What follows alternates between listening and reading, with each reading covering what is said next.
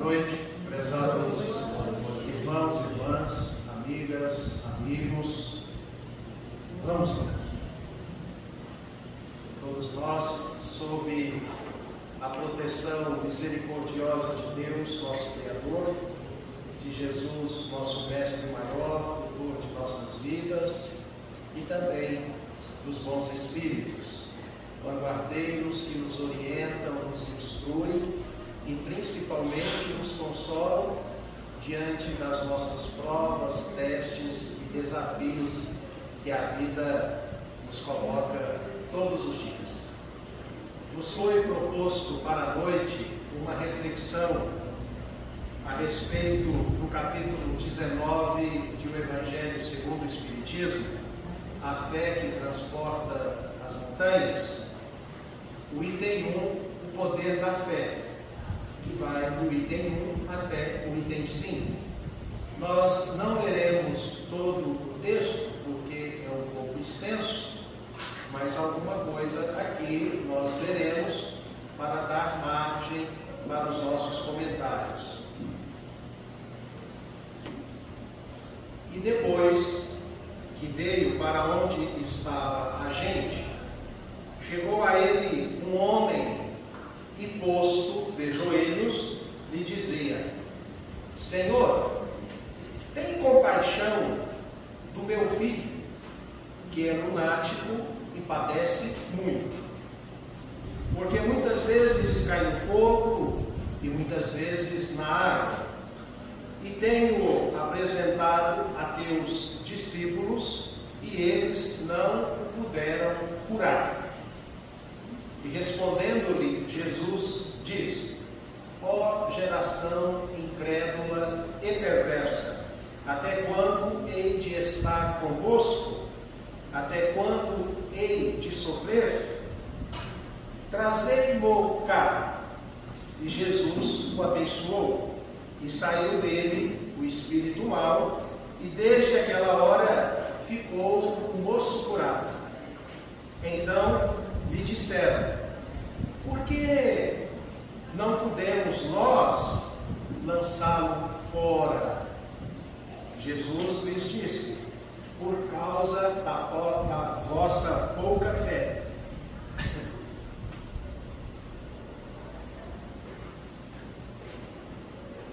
Porque, na verdade, vos digo que se tiverdes fé como um grão de mostarda, direis a este monte: passa daqui para acolá, e ele vos há de passar, e nada vos será impossível. Do Evangelho de Mateus, capítulo 17, versículos de 14 a 19. Nós temos então aqui um texto do evangelista e apóstolo Mateus. Esta passagem verídica, que realmente aconteceu, não foi uma parábola, ela é muito interessante, porque ela vem após o fenômeno do Monte Tabor, onde Jesus, acompanhado de 2 apóstolos, acontece ali a sua transfiguração. Um texto muito interessante, que vale a pena lê-lo. E neste fenômeno da transfiguração, aconteceu também um segundo fenômeno, a materialização de Elias e Moisés. Mas o que aconteceu? Após estes 2 fenômenos, Jesus disse aos apóstolos que o acompanhavam que era necessário descer para a cidade, porque estava acontecendo algo e que era necessário a presença dele ali. Este texto nós encontramos no livro Primícias do Reino, ditado a Divaldo Pereira Franco pelo espírito Amélia Rodrigues. É muito interessante o texto. Convido aos curiosos a ler. Mas então, voltando para a cidade, o que estava acontecendo era justamente este fato. Um pai sofrido devido ao sofrimento do filho, que era um garoto. Segundo Amélia Rodrigues, era um garoto de 14 anos. O que acontecia com o garoto? Vítima de obsessão, ele incorporava o próprio espírito obsessor. E com certeza, aquilo deveria causar não só muito sofrimento para o garoto, mas também para o bom pai, porque a própria história em si mostra ser um pai muito cuidadoso para com o filho. E ele queria ver a cura do filho. E esse desejo era tão forte que ele procurou Jesus. Ele estava à procura de Jesus. Semelhante ao fato da mulher hemorroíça que andou vales e vales até chegar a Jesus, o pai com esse garoto também. O pai tinha fé no poder de cura do Cristo. Só que ele já havia solicitado ajuda aos discípulos. Veja bem, não aos apóstolos.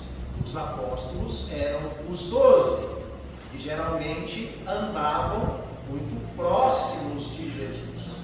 Apóstolo eram os 12. Discípulos eram aqueles que estavam conhecendo Cristo, que também o acompanhava, gostava da sua mensagem, estava adentrando no trabalho, mas também tinham as suas dificuldades. Então foram a estes que o pai levou o garoto. E eles não deram conta, vamos dizer, entre aspas, de doutrinar aquele espírito inferior, aquele espírito sofrido, tido como obsessor. Então, o pai, não, eu vou procurar Jesus. Jesus ficou sabendo, né? Jesus também tinha as capacidades, os fenômenos de emancipação da alma. Ele via a distância, ele tinha uma dupla vista perfeita, ele sabia o que estava acontecendo. Tanto é que ele chegou até o garoto e com a sua força magnética incomum, incomparável, ele desligou o espírito do garoto que ficou cego. Mas segundo Amélia Rodrigues, neste livro citado, Primícias do Reino, o que aconteceu depois? Jesus volta para a casa de Simão Pedro. E Simão Pedro ficou curioso, intrigado. Mas, mestre, por que eles não deram conta? Não é? E Amélia Rodrigues responde que para lidar com aquela categoria de espírito era necessário muito jejum e oração. Jejum, abster-se de tudo aquilo que é negativo para o espírito, de tudo aquilo que faz mal, de tudo aquilo que é vicioso. E oração, manter-se num estado vibracional superior para conseguir realizar o trabalho. Mas Jesus continua, informa Amélia Rodrigues, que tanto aquele jovem e o espírito obsessor eram comparsas de existências passadas. Um cobrava o outro. Mas ali Jesus, então, no seu amor imensurável, dá uma segunda oportunidade para eles recomeçarem futuramente numa situação diferente. Jesus promove aquele desligamento Com certeza, aquele espírito levado para regiões de tratamento no mundo espiritual e o jovem poder continuar a sua existência de provas, não é mesmo? Mas o que vem em consideração agora? O poder da fé. O que é a fé? É tão falado isso, né? É uma palavra tão comum no nosso vocabulário. Ah, eu tenho fé. A minha fé é tão pequena. Mas o que vem a ser a fé de acordo com a doutrina espírita? Sabemos que a fé, ela precisa ser raciocinada. O que é a fé raciocinada? É com base na lógica, naquilo que faz sentido, naquilo que está de acordo com a lei de Deus, com a lei de amor, não é? A fé naquilo que é necessário, naquilo que realmente deve. Às vezes nós nos perdemos neste conceito de fé. Eu tenho fé que eu vou mudar o meu filho. Equívoco. Não é uma fé raciocinada. Eu tenho fé que ele ou ela há de pagar. Nossa! Aí já denota estar contrário à lei de Deus, que é de amor, que nos ensina a perdoar.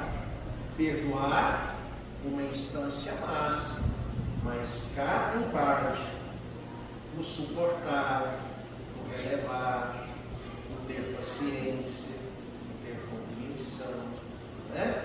A fé, ela é divina e humana. Ela é divina porque temos que aprender a ter confiança no Criador. E essa confiança no Criador, em Deus, ela vai se concretizando mais efetivamente em nós, à medida que vamos entendendo a sua justiça. Na medida que vamos entendendo os procedimentos do funcionamento da lei de Deus, a nossa fé vai aumentando. Não é? Primeiramente, vivemos num mundo de provas e expiações, temos os nossos desafios, as nossas dificuldades, mas podemos ter bem-estar, podemos viver tranquilamente em paz interior, por difícil que seja momentos que estamos vivendo, nós podemos adquirir uma tranquilidade interior para superar tudo aquilo que temos que superar. Então a fé é divina. Eu sei que Deus existe. Porque tudo aquilo que não é obra do homem é obra com absoluta certeza de algo superior.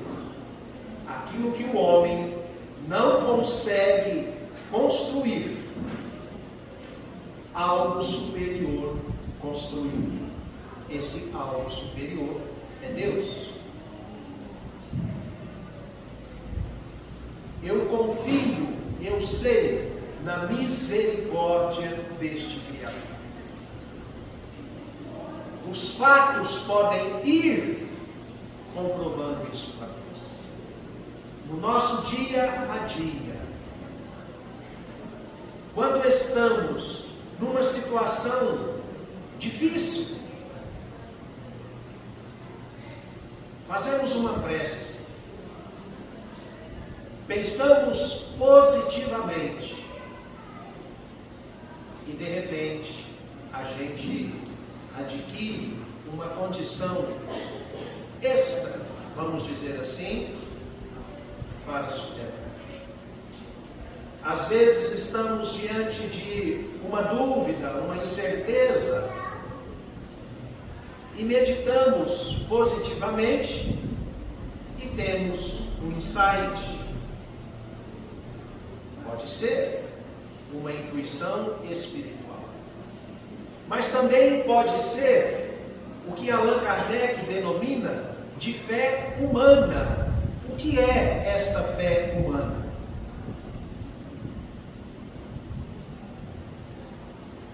É acreditar nas nossas potencialidades, nas nossas capacidades.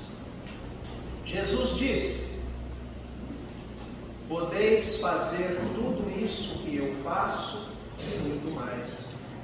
É lógico e evidente que, procurando interpretar esta mensagem de Jesus, não devemos querer nos comparar a Ele, isso é impossível. Mas Ele está dizendo nestas palavras que nós também temos a nossa força interior. Uma força interior muito maior do que imaginamos, dentro das nossas possibilidades. Quando nós éramos bebês, bem pequeninos, essa força interior nos disse: oi, você pode andar, está na hora de você aprender a andar. Então essa certeza interior nos estimulou a andar. Coisas que nós fazemos hoje automaticamente, sem ser preciso pensar. Da mesma forma, foi quando nós aprendemos a falar. Essa força interior nossa, né? Isso é nosso. Aprendemos a falar. Passaram-se mais alguns anos. Aprender a ler e escrever. 3 coisas comuns a todo mundo. Hoje, lemos e escrevemos. E muitas coisas que pensávamos que não daríamos conta, e damos conta perfeitamente. Quantas vezes a gente de relance assim, olha para trás, nossa, como eu dava conta de trabalhar, de estudar e de fazer tantas outras coisas, principalmente as mulheres, né? Que na maioria das vezes têm que se desdobrar mais do que os homens, as casadas, as mães. Trabalhar, estudar, cuidar de filho, cuidar de casa. Como que eu dei conta? É a fé em si mesma. Então a fé tem esse poder. Quando nós temos a certeza de que podemos. Mas muitas vezes nós nos deparamos com situações que causam algumas dificuldades. Eu não dou conta disso. Eu não consigo. Quem sou eu? É lógico que o bom senso deve estar presente na nossa vida, conforme ensina a doutrina espírita. Entender os nossos limites, aquilo que devemos, aquilo que podemos, aquilo que é bom, aquilo que não é tão bom assim, né? Mas de acordo com as nossas potencialidades, com as nossas capacidades, temos uma força muito grande. E precisamos aprender a superar aquilo que chamamos de crenças falsas, não é? Aquelas verdades que trazemos de muitas e muitas existências, de que somos incapazes, de que nascemos para ser infelizes, de que não damos conta. No entanto, o Evangelho vem nos ensinar que, se vocês tivessem a fé do tamanho do grão de mostarda, que é uma sementinha minúscula, né? Diria para essa montanha: transporta-te daqui para ali, e a montanha se transportaria. é uma metáfora, é sentido figurado. Estas montanhas são justamente estas crenças que nos limitam por serem falsas e que nós, inconscientemente, fomos admitindo como verdadeiras. Mas a doutrina espírita vem justamente nos ensinar a crença verdadeira, sem presunção, sem presunção. A crença verdadeira de que somos espíritos criados simples e ignorantes, mas que a nossa destinação espiritual é a perfeição, que se dará através de muitas e muitas encarnações, muitas e muitas existências.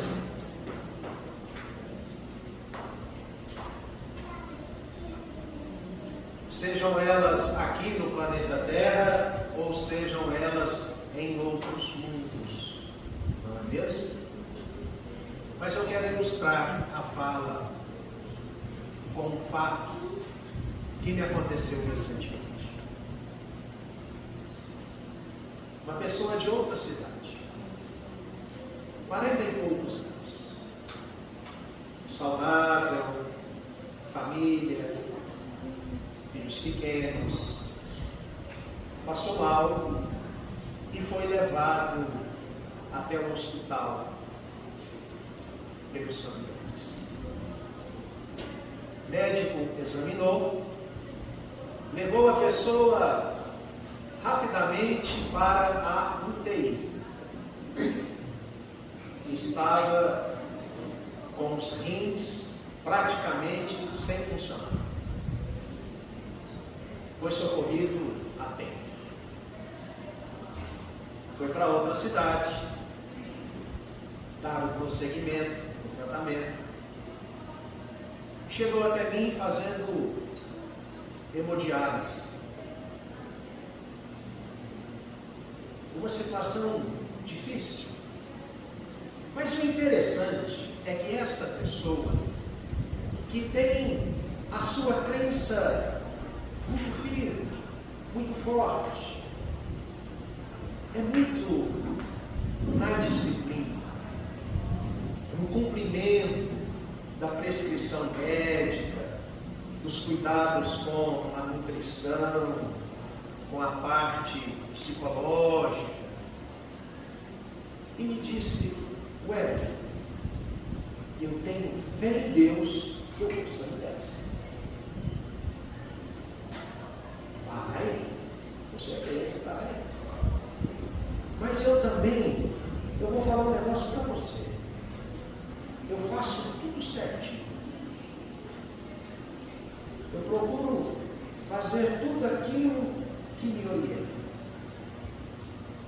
Eu acredito em mim que eu vou sair dessa.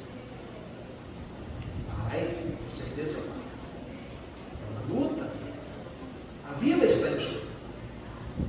É preciso ter muita fé.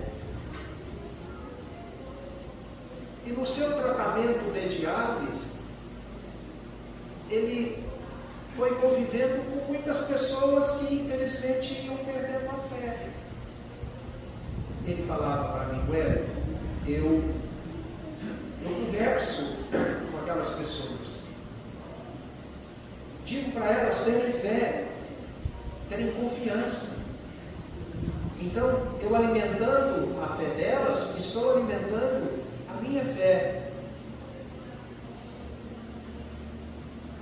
Chegou então o momento de iniciar o procedimento de transplante de rins. Um rim, um irmão e o pai fizeram o exame de compatibilidade. Foram compatíveis, só que o médico disse que seria melhor que o pai doasse, porque já tinha mais idade. Se tivesse que acontecer alguma coisa nos rins do pai, alguma doença, por exemplo, algum processo degenerativo, já deveria ter acontecido. Naquela altura da idade não aconteceria mais. Nem doença, nem processo degenerativo. Ok, mas não contou.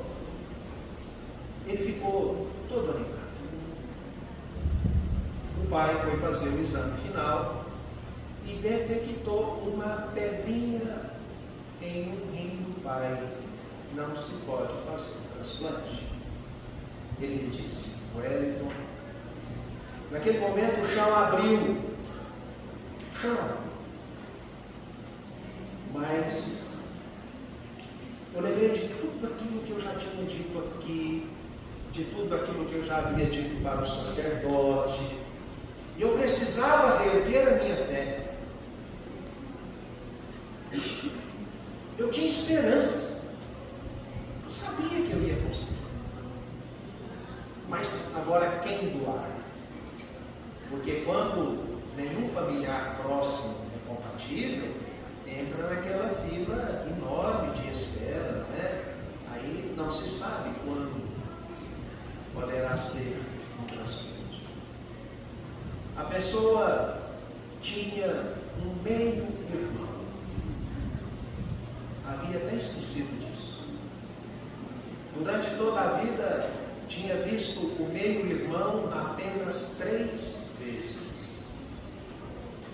Ele buscou aquela coragem, buscou a sua fé e foi atrás do meio-irmão. Uma cidade distante. Foi com a cara, a coragem e a fé. É lógico. Né? Cara e coragem, não ia te dizer.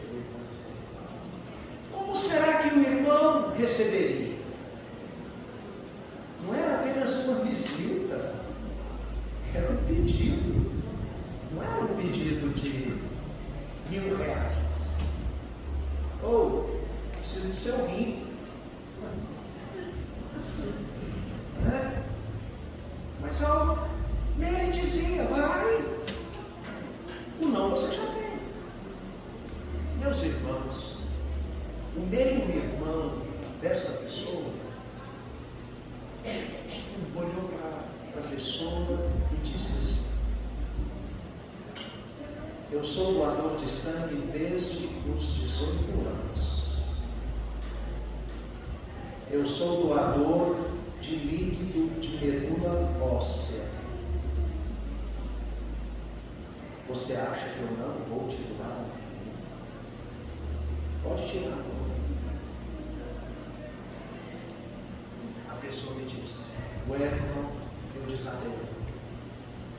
Eu não sabia o que dizer. Eu falei para ele: é a sua confiança. Coisas religiosas, tem que ter cuidado para falar sobre isso no consultório. É a sua confiança, é a certeza que você tem na sua fé, na sua crença. Tudo começa aqui. Tudo começa aqui. Mas eu preciso ter uma certeza em algo superior e em mim mesmo, como eu tenho certeza que o mais um são 2. Eu vou pensando positivamente, vai criando vida na minha mente, e aquilo que está de acordo com a lei de Deus vai materializar na vida real, na hora certa.